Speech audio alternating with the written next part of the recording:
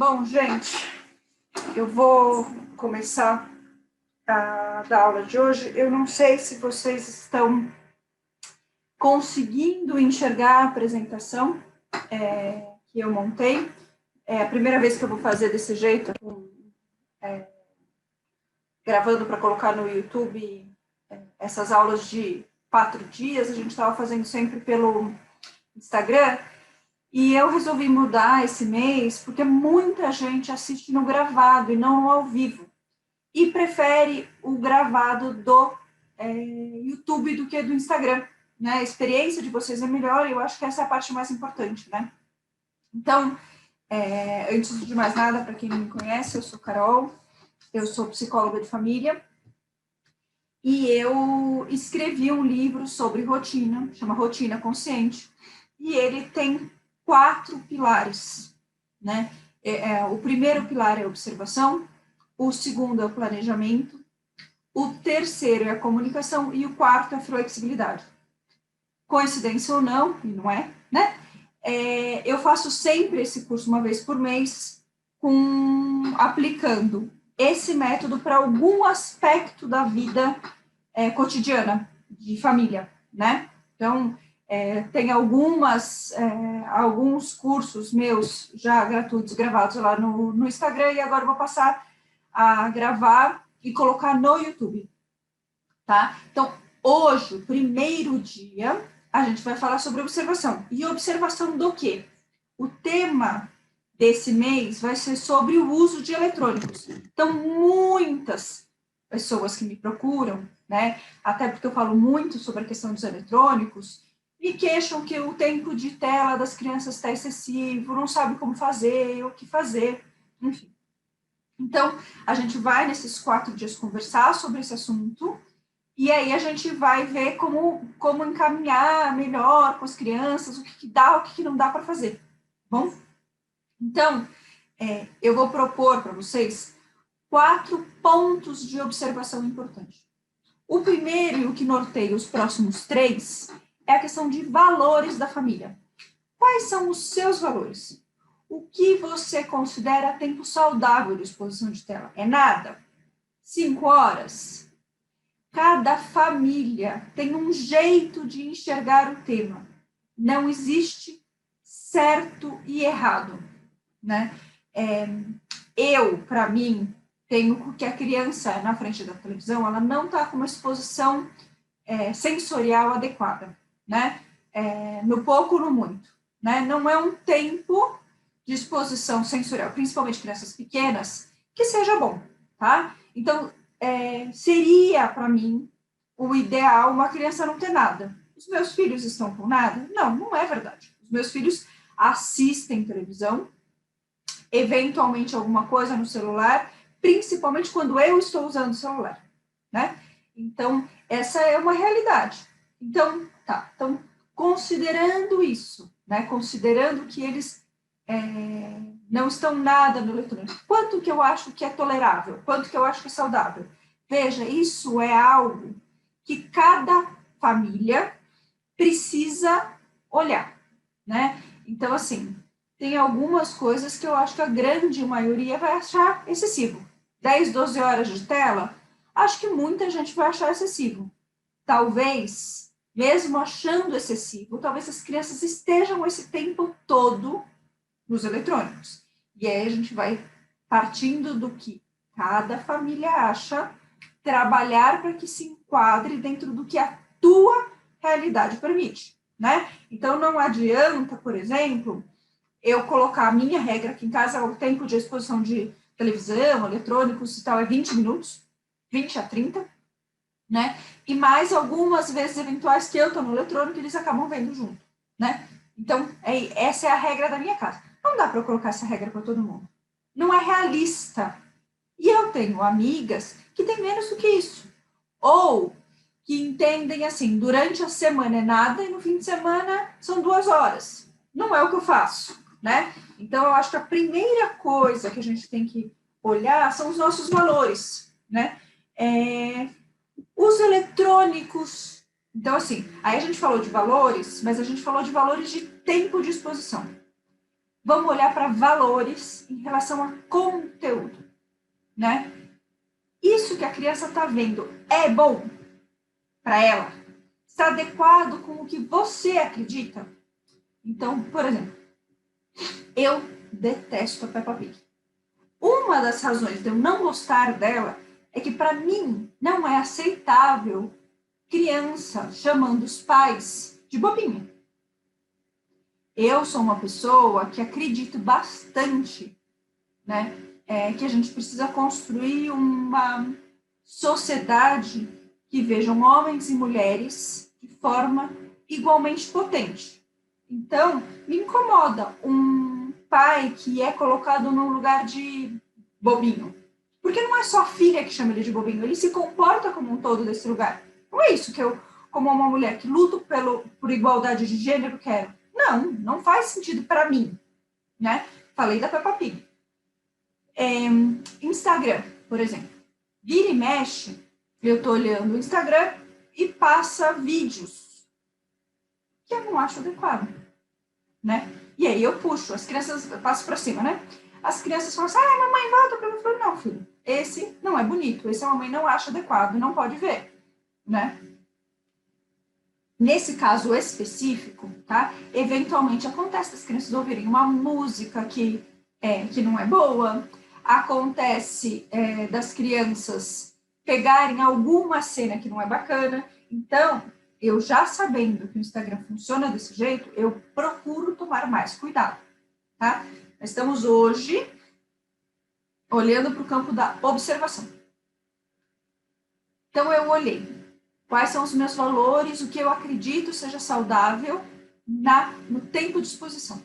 Olhei sobre a qualidade do que é exposto para as crianças. Agora a gente precisa olhar um terceiro item, que é o comportamento da criança.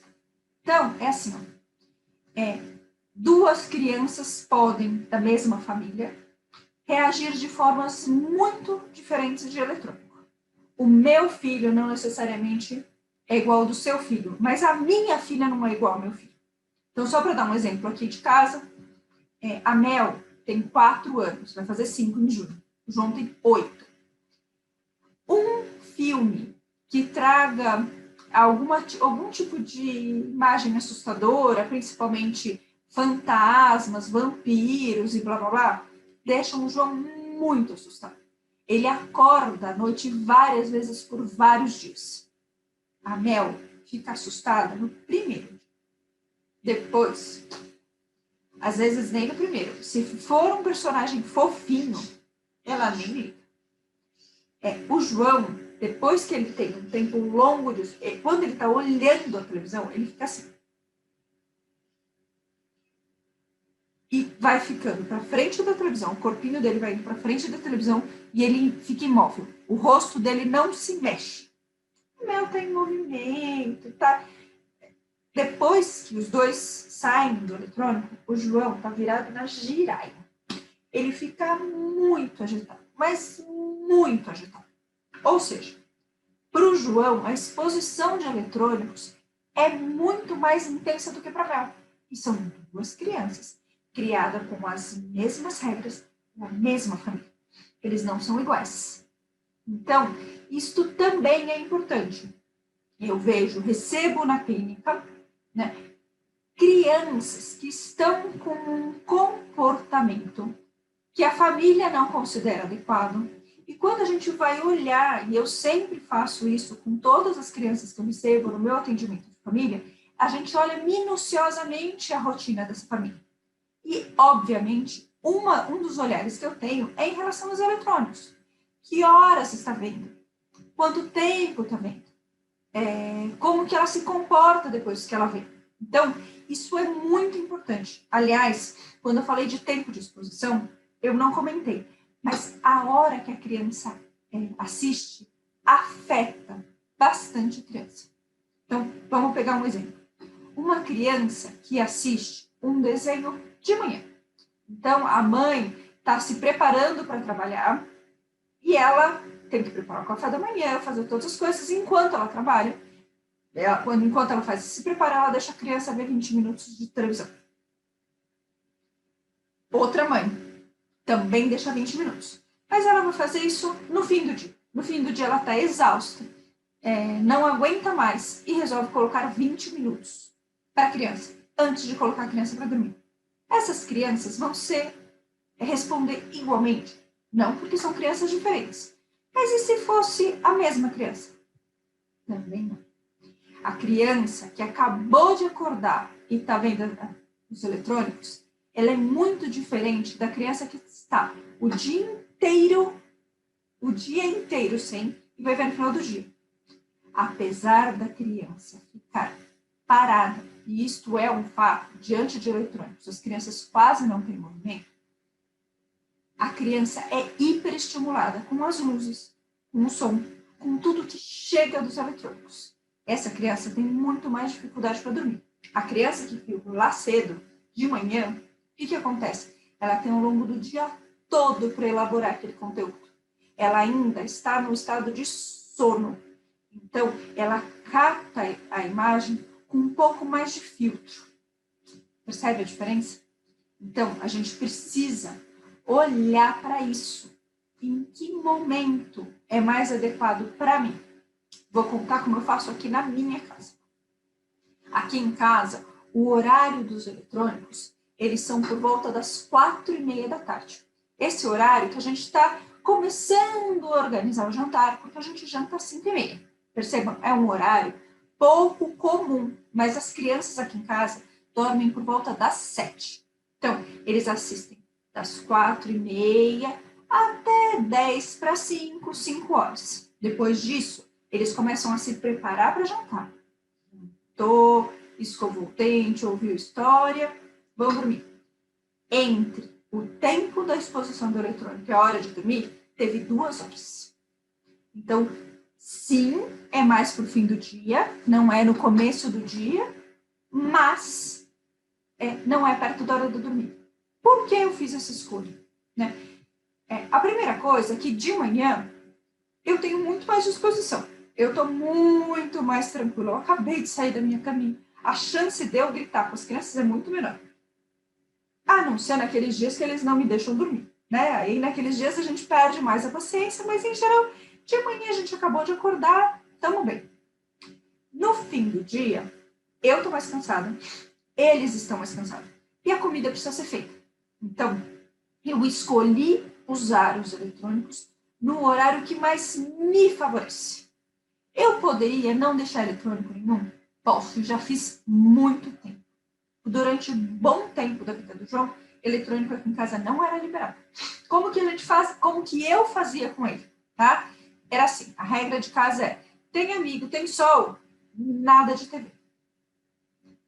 Em plena pandemia, temos amigos? Ficou difícil, né? Então, foi aí que começou a ter todo dia. Mas mesmo antes da pandemia, eu já tinha deixado as crianças assistirem. E vou contar por que eu deixei. Vocês perceberam, pelo que eu falei até agora, que eu não gosto dos eletrônicos. Mas, uma vez, a Mel devia ter uns 2 anos, mais ou menos. Ela ficou muito doente. Ela pegou rotavírus. Aliás, a família toda pegou. Mas ela foi a única que precisou ir para o hospital. E aí, eu precisei pedir para uma amiga buscar o João na escola. Na verdade, não era assim. O que aconteceu de verdade. Vamos voltar. O João, eu virei para o João e falei: filho, você vai para casa da Dinduska, minha irmã. Na casa da minha irmã, a televisão nunca foi um problema. Minha irmã não vê um problema. Ela tem uma outra loja. E quando as crianças vão para lá, tá liberado o VTV, porque é a realidade. A gente só controla, a gente tem um combinado sobre conteúdo, né? Bom, tá bom. Então ele sabia que ele ia ficar na casa da minha irmã. Só que a minha sobrinha estudava na mesma escola que eles, que o João, e ela saía 1 da tarde. Então minha irmã falou assim: olha, Carol, mas eu não consigo pegar o João ao meio-dia. O que eu fiz? Liguei para uma amiga que mora muito perto da escola. Falei: Mari, você pode buscar o João para mim? Dá o almoço e minha irmã pega ele na tua casa? Foi tudo combinado. Só que essa minha amiga tem as mesmas regras que eu. Televisão na casa dela não rola, ainda mais quando tem criança para brincar. Quando a Mari virou para ele, João, vamos, você vai com a tia Mari hoje para casa do José? Ele falou, não, eu não vou. Eu vou para casa da minha tia. Lá tem televisão. Eu falei, não, João, você vai para minha casa agora, tua mãe me pediu. Ele fez uma escândalo. Ele se jogou no chão. Virou uma fusarca na escola. Nesse dia eu percebi que não estava legal o jeito que eu estava fazendo. Estava virando algo muito valorizado. Então eu achei que era melhor ele ter um pouquinho do que quando ele achar que era a coisa mais maravilhosa do mundo. E eu vou ser bem sincera. Quando ele vai na minha irmã, ou minha mãe está aqui, ele adora. Mas tem menos fissura do que tinha antes. Eu sinto que o fato dele poder ter com alguma frequência fez com que ele valorizasse menos. Então, para mim, tá ótimo.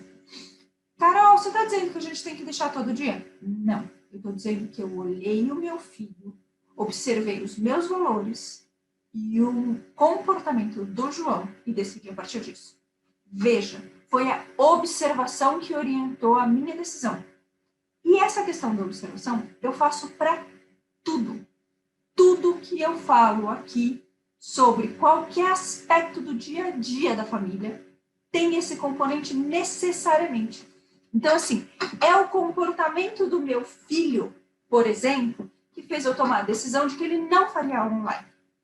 Então, quando começou esse movimento da escola abrir ou fechar, ter uma parte da aula online, uma parte presencial, enfim, configurações que estamos no momento, né? Até o momento que a gente não teve nada, toda vez que eu colocava meu filho na aula no Zoom, ou que ele tinha 2 ou 3 vídeos da escola para assistir, ele tinha dor de cabeça, ele ficava irritado, ele ficava mal-humorado, ele ficava muito difícil.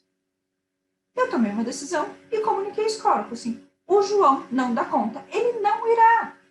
Então, o que eu faço? Eu pego o material da escola e eu sento com ele das 7 às 8 da manhã e passo a tarefa. Eu mesmo faço. Foi uma escolha minha. Observando o meu filho. Observando quando eu poderia estar disponível. Então, eu posso fazer um compromisso de começar às 7 com ele e ir até às 8? Posso. Aqui em casa nós acordamos muito cedo, né?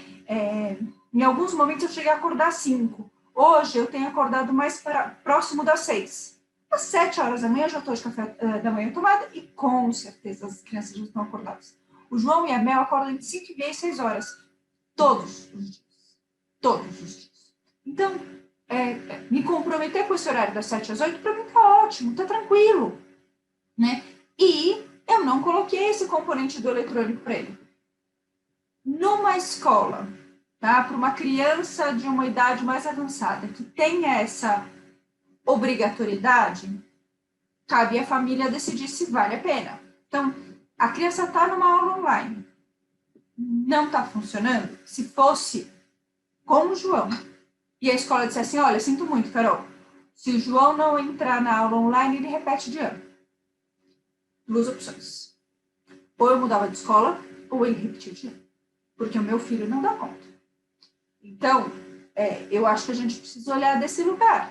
O que eu acredito que eu vejo do meu filho. A escola do meu filho é uma escola Waldorf. E aí a professora do meu filho entendeu perfeitamente. Então, o que importa é estar lá presencialmente ou aprender. O que mais que eu ia falar da observação? Bom, eu falei sobre a questão do comportamento. Amanhã a gente vai começar com a parte de planejamento. A gente vai falar como planejar uma rotina com essas observações que nós fizemos. Então, quem nunca participou de nenhum curso meu, nem leu meu livro, precisa saber uma parte importante. Eu só organizo e planejo a partir daquilo que eu observo. Então, não adianta eu tentar organizar antes dessa observação. Eu preciso ter muita clareza dos meus valores. Muita clareza dos meus valores. Eu preciso saber como meu filho... uma parte que eu não coloquei nem na apresentação e que eu preciso comentar com vocês. Lembra que eu falei sobre por que eu escolhi o horário das 4h30? Uma coisa importante é olhar quando efetivamente no meu dia vai ser melhor para todos, né? Então, assim, para as crianças, o ideal era que não fosse perto da hora de dormir. Para mim, o ideal era que fosse mais para o fim do dia. Então, eu olhei a agenda de todo mundo para ver qual era o melhor horário para encaixar aquela realidade, tá? Então, é isso que eu faço. Eu preciso também observar em que momentos vai ajudar. Na última aula, é a aula de flexibilidade, a gente vai falar sobre situações em que a gente precisa rever isso. Mas isso a gente vai fazer no último dia, tá bom? Amanhã a gente começa sobre a parte de planejamento. Até amanhã, gente.